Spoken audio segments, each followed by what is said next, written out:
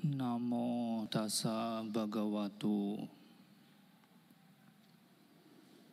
arahato sama sambuddhassa.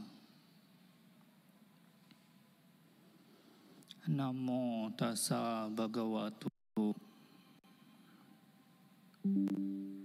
arahato sama sambuddhassa.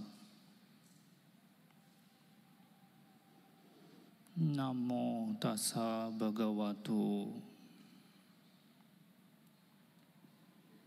arahato sama sambuddhassa.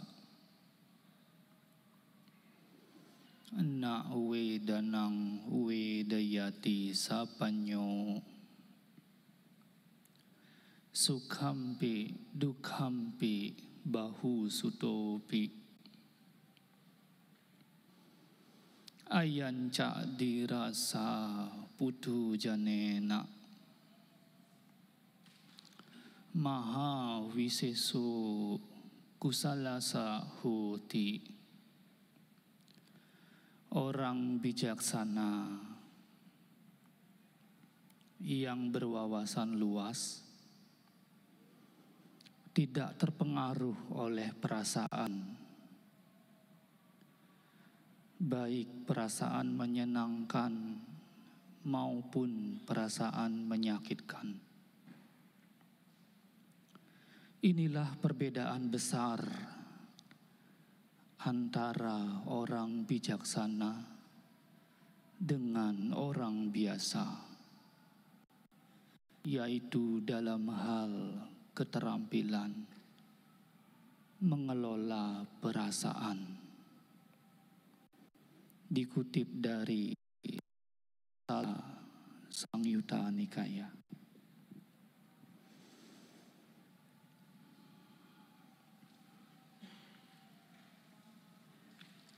Pemimpin puja dan juga pembawa acara, Ibu Bapak sekalian, selamat malam, Namo Buddhaya.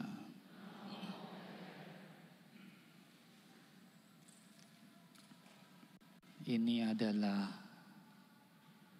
hari ketiga dalam rangkaian sebulan pendalaman Dhamma.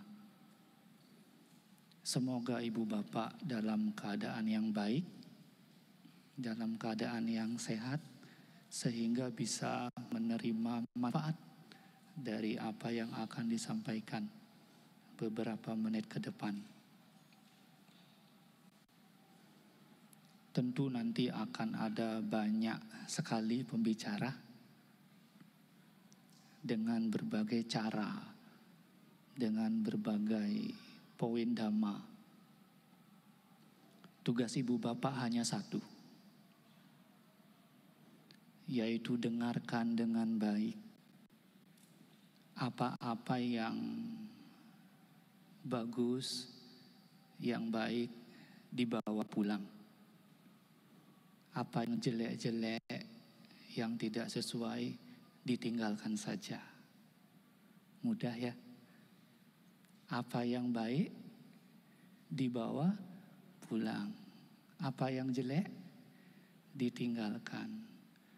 Nanti habis acara ini Ibu Bapak kan turun tuh. Entah pakai tangga, pakai lift, di tempat rak sepatu. Tadi Bante ngomong, apa yang baik, apa yang bagus dibawa pulang. Apa yang jelek ditinggalkan. Sendal saya sudah tidak bagus, Bante. Di sana ada yang bagus, Bante. Ya, untuk membuka uraian Dhamma memang. Tapi jangan ya. Nanti ada laporan, Bante, sejak SPD ketiga kok banyak yang kehilangan sandal ya. Ya, Ibu Bapak sekalian, topik Dhamma malam hari ini adalah bisa merasa, bukan merasa bisa. Ini mudah-mudahan yang bikin poster benar nulisnya ya. Karena bolak-balik kata ini sangat riskan. Jadi merasa bisa itu seperti apa Bante? Misal ada orang ngomong gini, ini misal loh ya. Jadi ibu rumah tangga mah gampang. Tinggal ngurus rumah, ngurus anak, ngerumpi, selesai. Saya juga bisa. Gimana rasanya? Atau disempitkan lagi. Tapi begitu orang yang demikian itu disuruh ngurus rumah saja seminggu, udah kelabakan biasanya tuh. Atau kalau di wihara, jadi petugas wihara mah gampang. Tinggal pakai WA, umumkan. Kalau mau ada Bante tinggal WA juga Bantenya. Kalau perlu dana tinggal galang dana, saya juga bisa. Tapi begitu orang itu ditunjuk jadi pengurus wihara, mundur teratur. Atau yang lebih umum, jadi biku mah gampang. Tinggal baca parita, meditasi, ceramah dikit-dikit. Saya juga bisa. Tapi setelah ada Pak Baja, berapa persen yang lanjut jadi biku?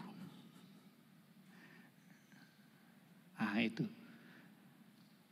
Merasa bisa itu adalah perendahan.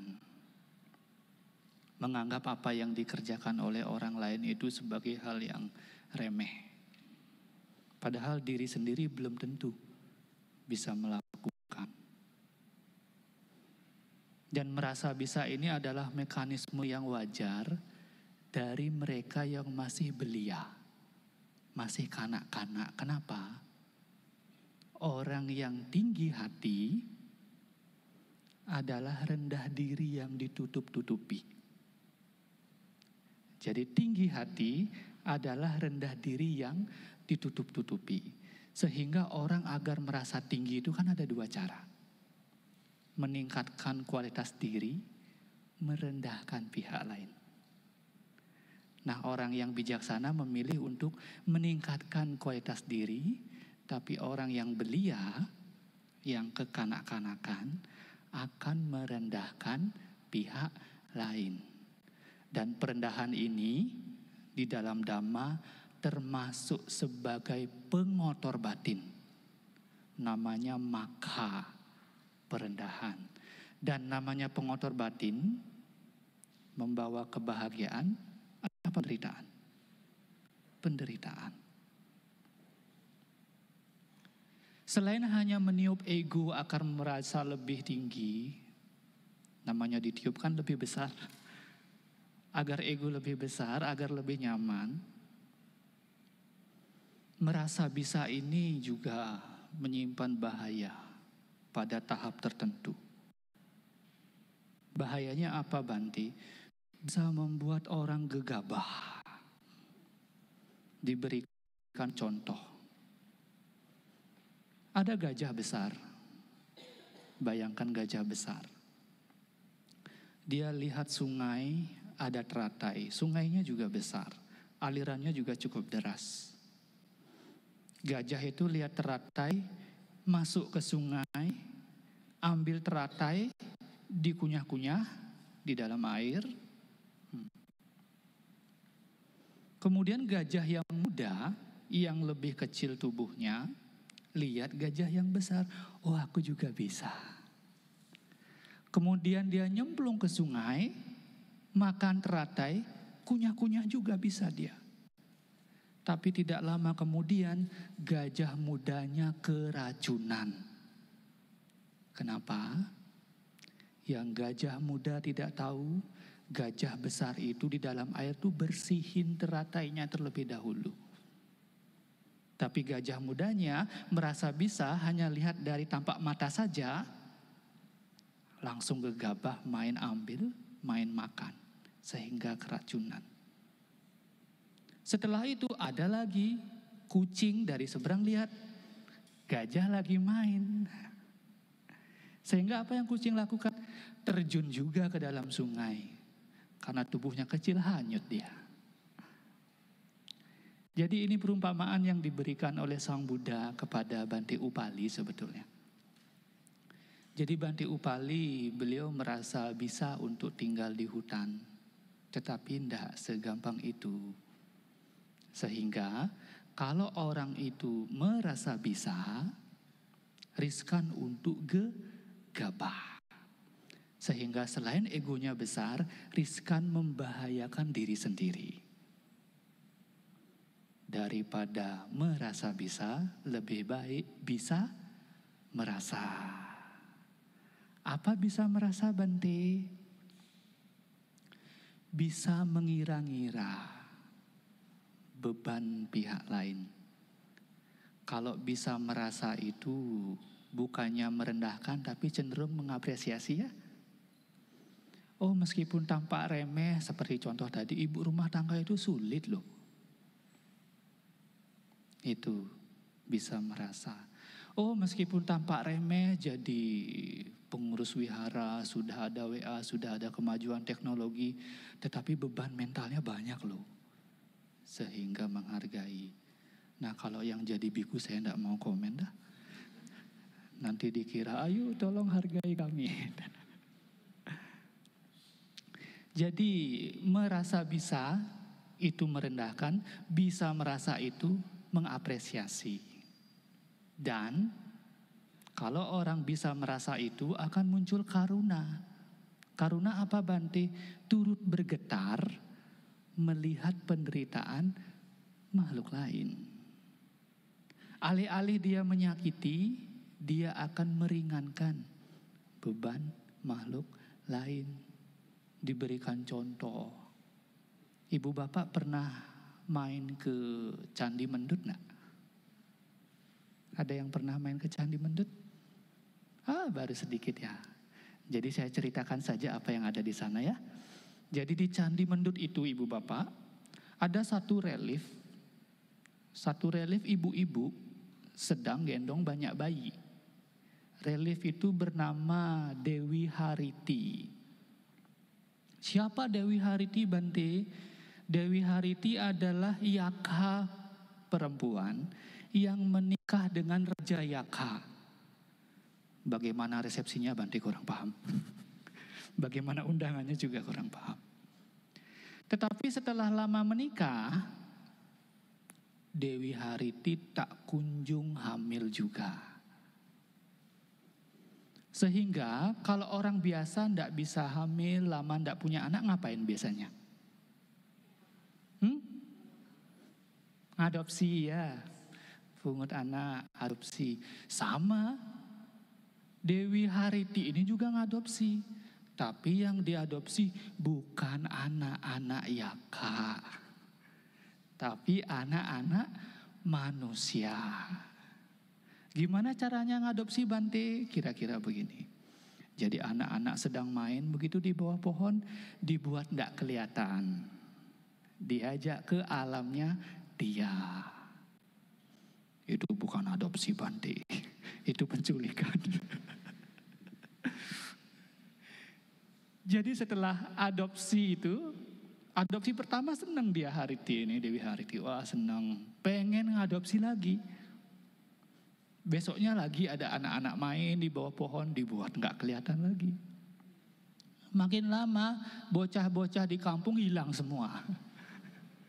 Ngelapor kemana biasanya kalau begitu? Polisi, Pak RT. Tapi karena ini kejadian goib, ibu bapak, ngelapornya kemana?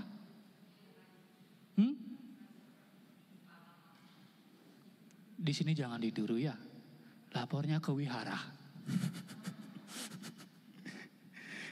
Jadi kejadian ini sampai akhirnya ke wihara, sampai di telinga Sang Buddha. Sang Buddha tahu ini mah ulahnya Hariti, tapi kalau langsung diberikan wejangan tidak akan nyambung, tidak akan nurut. Sehingga apa yang Sang Buddha lakukan? Dicari anak yang paling disayang oleh Hariti ini. Ternyata ada anak yang paling kecil, yang paling disayang, dibuat tidak kelihatan oleh Sang Buddha.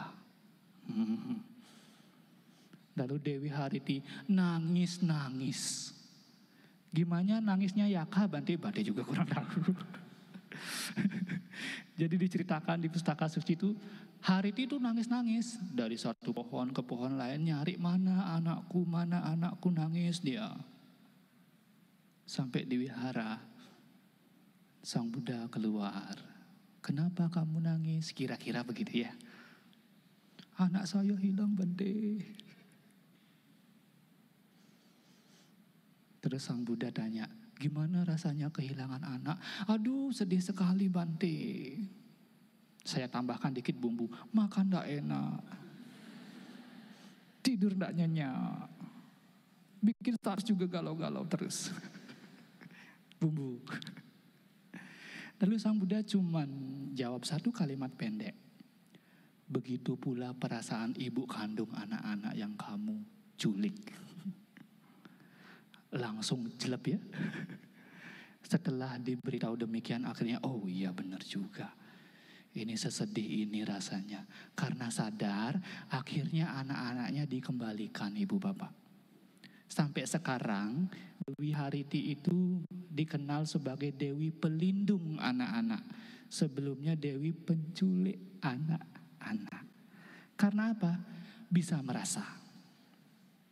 Oh begini rasanya kehilangan anak. Ada satu kisah lain lagi. Ini terjadi di Sri Lanka. Sekitar 300 Masehi tahunnya. Jadi ada anak bernama Cakana. Cakana ini punya kakak namanya Maha Cakana. Mereka berdua tinggal dengan satu orang ibu. Bapaknya sudah tidak ada. Jadi sayang sekali Maha Cakana dengan Cakana pada ibunya. Suatu saat namanya usia, ibunya sakit kepala parah sekali. Sudah berobat satu dokter, tidak sembuh, dokter lain juga tidak sembuh, terus keliling-keliling.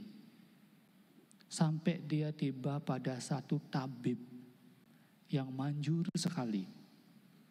Tabibnya ngomong, kalau mau ibumu sembuh sakit kepalanya, carikan darah kelinci yang segar, suruh minum. Ini saya harus kasih disclaimer ya. Sakit kepala itu hanya gejala ibu bapak.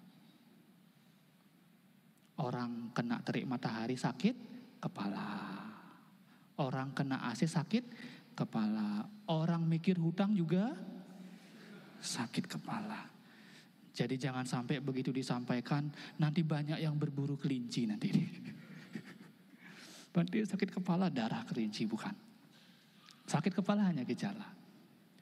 Nah karena tahu obat satu-satunya adalah darah kelinci segar, maka Maha Cakana mengutus Cakana untuk mencari kelinci. Dia cari dah tuh. Bukan ke kebun binatang, bukan. Tetapi cari ke hutan. Ada semak-semak gerak. Kresek. Nah, dicari, dibuka. Oh, ada kelinci, langsung lari kelincinya.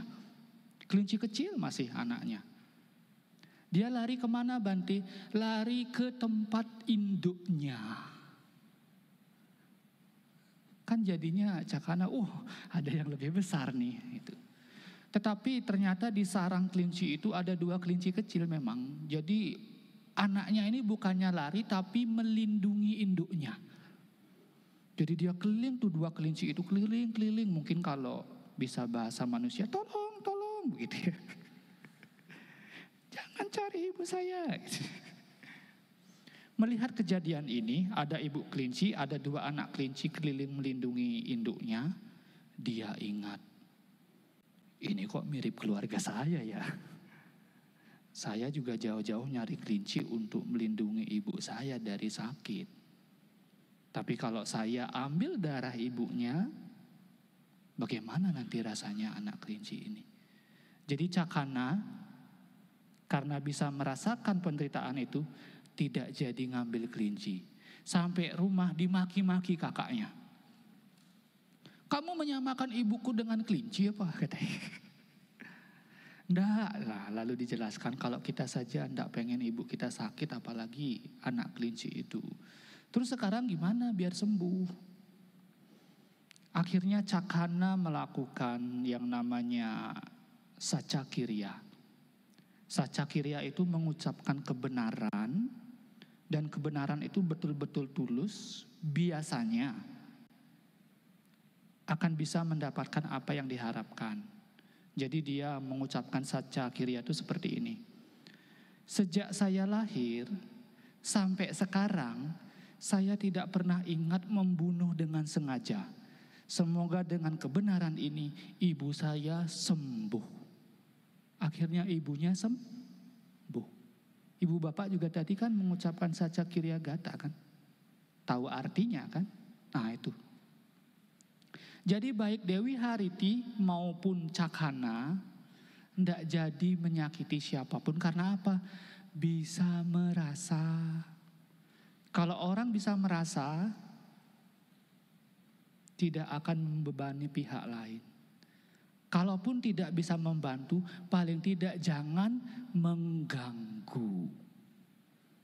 Itu bisa merasa secara eksternal. Karena ada yang lebih penting malam ini, yaitu bisa merasa secara internal. Dan ini saya kasih disclaimer dulu. Uraian ini akan agak sulit. Karena sifatnya yang cukup halus, cukup lembut. Jadi kalau mau mendapatkan manfaat, perhatikan dengan baik. Nah, yang itu usap-usap mata dulu. Siap ya? Bisa merasa secara internal. Karena apa? Perasaan ibu bapak sangat vital dalam kehidupan makhluk-makhluk. Karena perasaan ini, orang dari bangun tidur sampai tidur lagi melakukan berbagai macam hal. Dan karena perasaan ini, orang juga banyak melakukan keburukan. Karena apa? Perasaan ini gampang dilekati. Begitu muncul perasaan yang menyenangkan, apa yang menjadi kebiasaan orang-orang? Mencengkram. Karena apa? Ada raganusaya, yaitu kecenderungan atau pengotor batin yang mendompleng perasaan sehubungan dengan kesenangan-kesenangan. Raganusaya. Tapi kalau perasaan yang tidak menyenangkan muncul, sifat alami manusia bagaimana? Menolak. Karena ada patiganusaya, kecenderungan atau pengotor batin yang mendompleng perasaan yang tidak menyenangkan.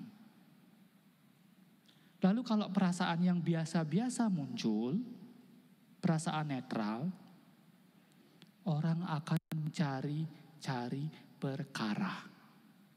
Karena apa? Dilanda rasa bosan. Karena apa? Di sana ada awijanusaya, kecenderungan menganggap sebagai diri, sebagai aku yang harus melakukan sesuatu. Sehingga tidak banyak orang yang bisa menerima perasaan netral. Awalnya perasaan netral, begitu tidak bisa diterima akan menjadi perasaan yang tidak menyenangkan. Mau bukti tidak? Sekarang diam tidak ngapa-ngapain. Kuat berapa lama emangnya?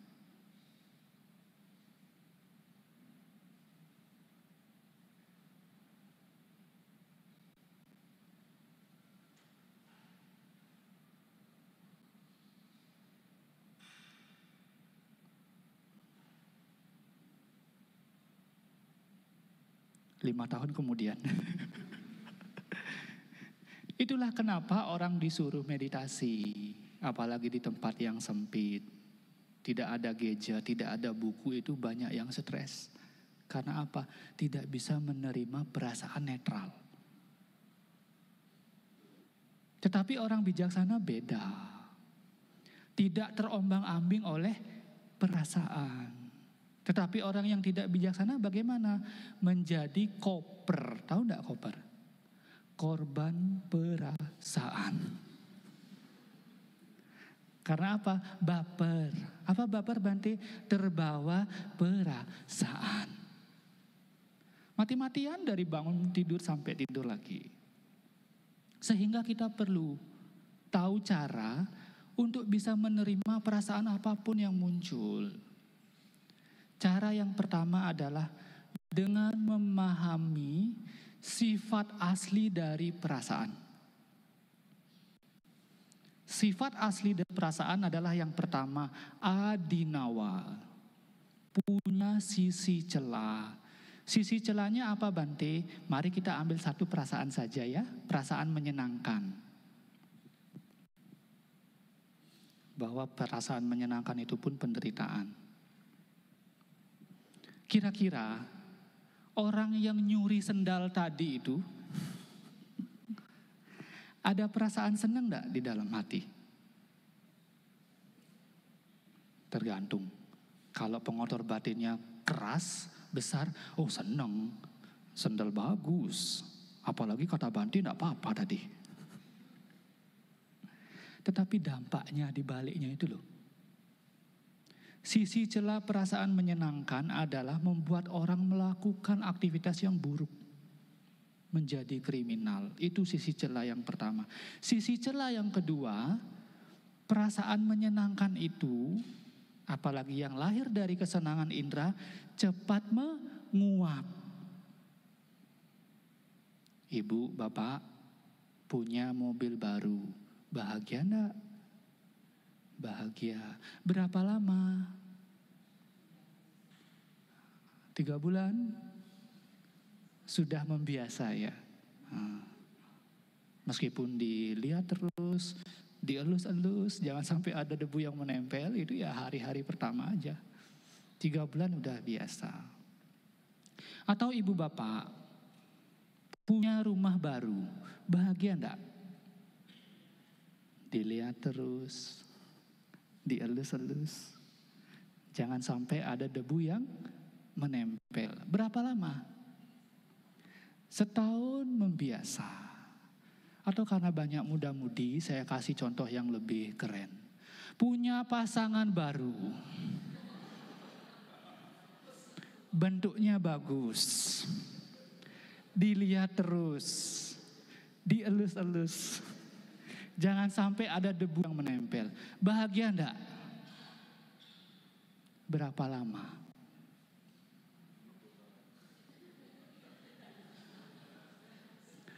Jangan dijawab.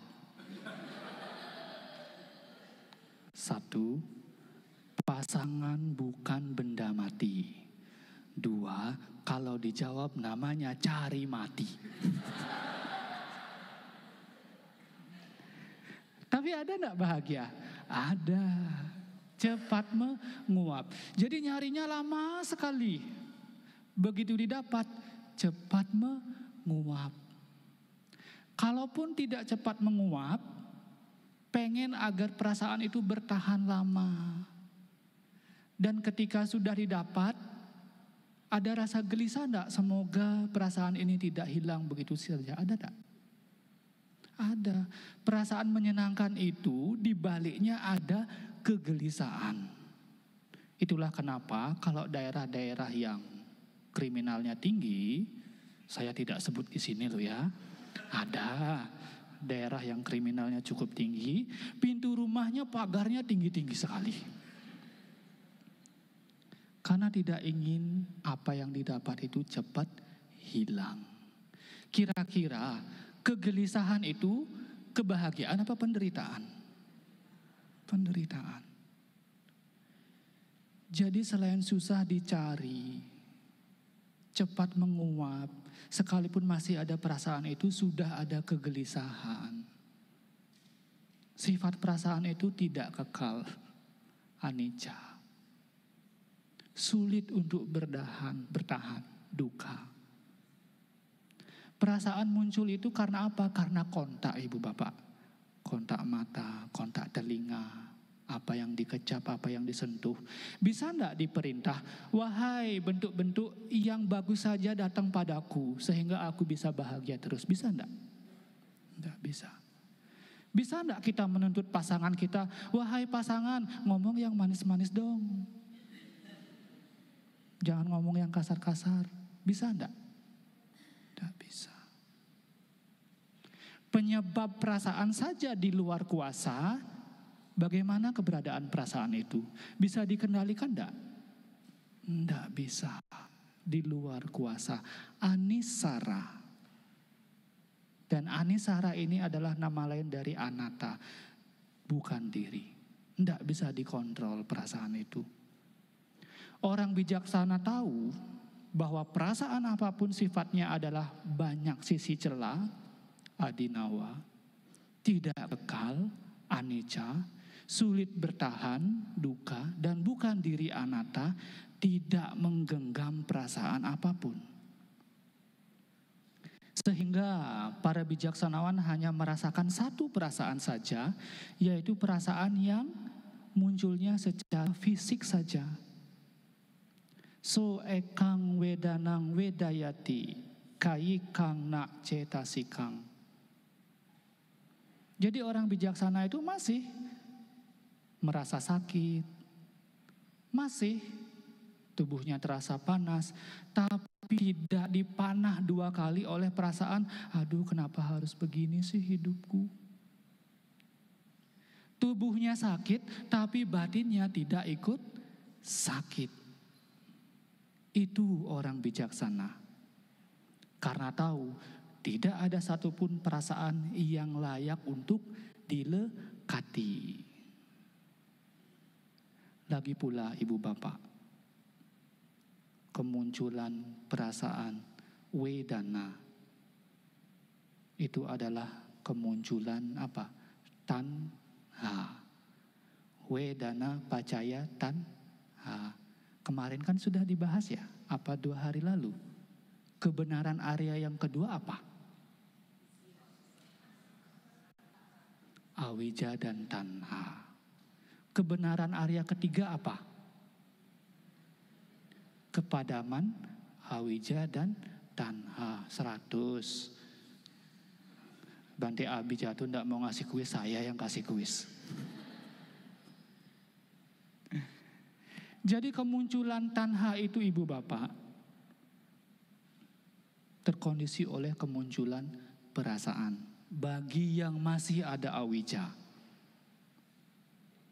Begitu muncul perasaan wedana, mengkondisikan munculnya tanha, kegandrungan.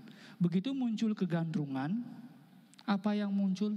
Upadana, kelekatan.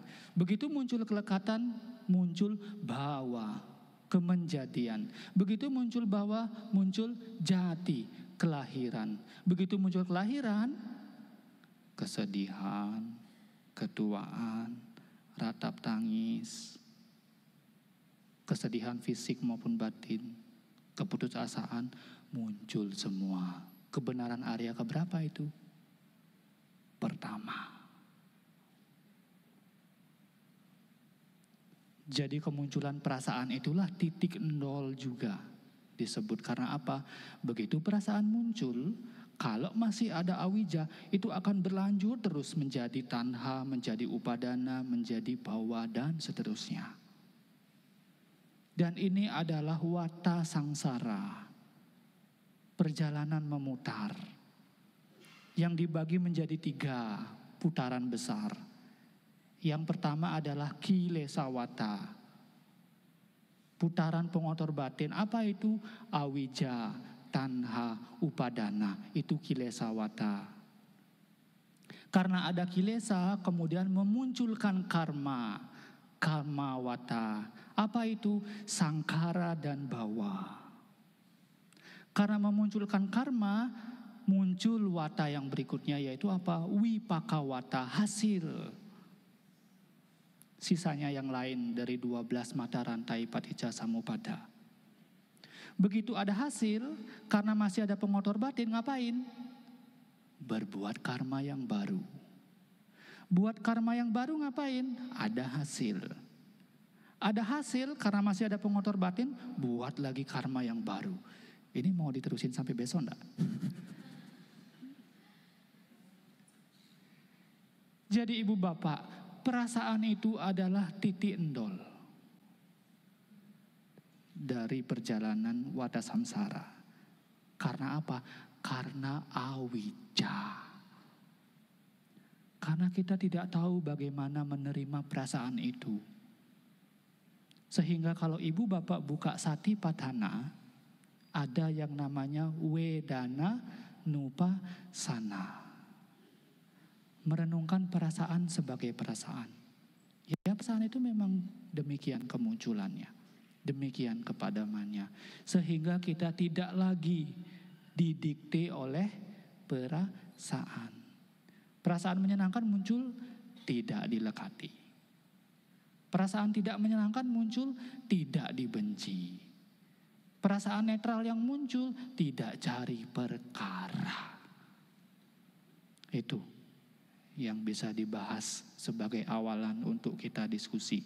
Yang pertama, jangan merasa bisa. Karena merasa bisa itu selain hanya untuk meniup ego, juga bisa membahayakan.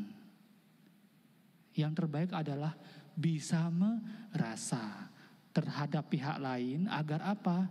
Kalaupun tidak bisa membantu beban pihak lain, paling tidak jangan mengganggu. Dan yang terpenting adalah bisa merasa terhadap perasaan sendiri. Karena apa? Itulah titik endol perjalanan samsara kita.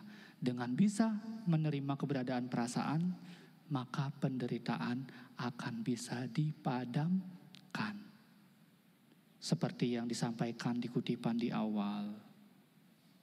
Orang bijaksana, orang yang berwawasan luas, tidak terpengaruh oleh perasaan. Baik yang menyenangkan maupun tidak menyenangkan.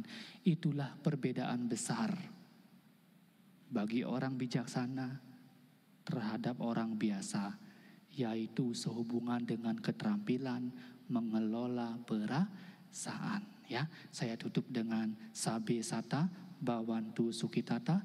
Semoga semua makhluk berbahagia.